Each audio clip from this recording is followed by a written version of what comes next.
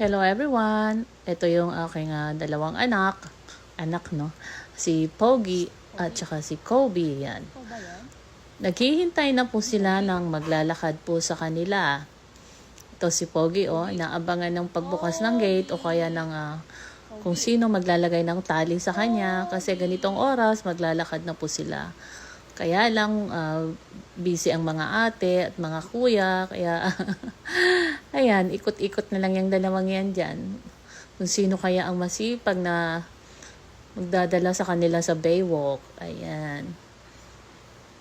Very, din ang dalawang ito particular sa kanilang daily routine. So, ayan, nakahiga na lang sila dalawa dyan. Nasaan na kaya si Kuya Umbak, si Kuya Reynan, sila ate Clarice, ate Joanne, ate Lorraine, ate Ching. Bored na yung dalawa sa kakahintay at ako ang nilapitan ni Pogi. Ito namang isa, parang pagod na pagod palagi. Ayan, hinihingal. Wala namang halos ginagawa. Bye!